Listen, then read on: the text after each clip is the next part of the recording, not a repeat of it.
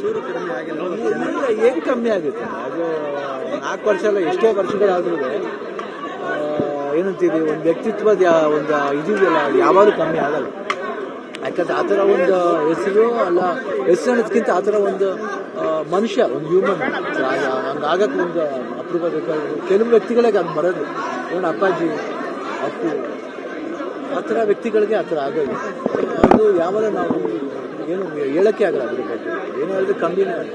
ಅಪ್ಪಾಜಿ ಅವ್ರನ್ನ ಜನ ಇನ್ನೂ ಆರಿಸ್ತಾರೆ, ತಂದೆಗೆ ತಕ್ಕ ಮಗ. 100%, ನೋ ಡೌಟ್.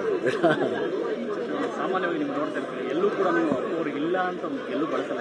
ನಾವು ಏನು ಗೊತ್ತಾ, ಇಲ್ಲ ಅಂತ ಅನ್ಕೊಂಡ್ಬಿಟ್ರೆ ಕಷ್ಟ. ಏನಂದರೆ ಅವಾಗ ಏನಾಗ್ತೀವಿ, ಕಂಪ್ಲೀಟಾಗಿ ನಾವು ಏನು ನಮ್ಮ ಕಂಪ್ಲೀಟ್ ನಾವು ಅವನ್ನ ದೂರ ತಳ್ದಂಗೆ ಆಗುತ್ತೆ.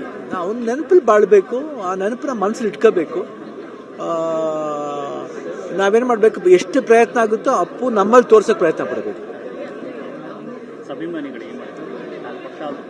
ಇಲ್ಲ ಅದು ಹೇಳಿ ಅದು ಮಾತಾಡೋಕ್ಕೆ ಆಗಲ್ಲಮ್ಮ, ಅದ್ರ ಬಗ್ಗೆ ಹೇಳಂಗೆ ಇಲ್ಲ. ಯಾಕಂದರೆ ಪ್ರೀತಿ ಯಾವಾಗಲೂ ಹಂಗಿದೆ, ಸ್ಟ್ರಾಂಗ್ ಬೌಂಡೇಜ್ ಇದೆ ಆ ಥರ.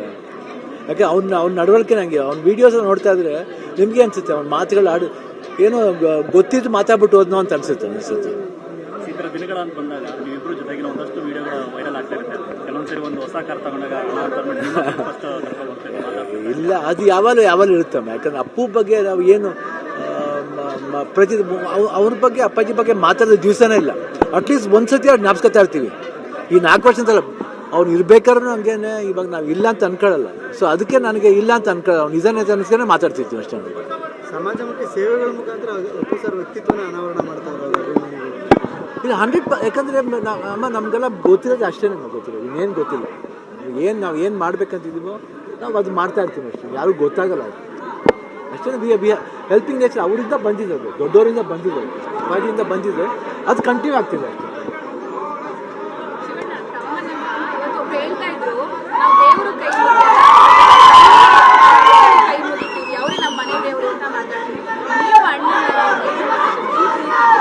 ಇಲ್ಲ ಪ್ರೀತಿ ಏನೇ ಆಮೇಲೆ ಅದಕ್ಕೆ ಅಪ್ಪಾಜಿನ ಅಭಿಮಾನಿಗಳು ದೇವ್ರು ಅಂತಾರೆ. ಇವಾಗ ದೇವ್ರು ಅಂದರೆ ಯಾರು?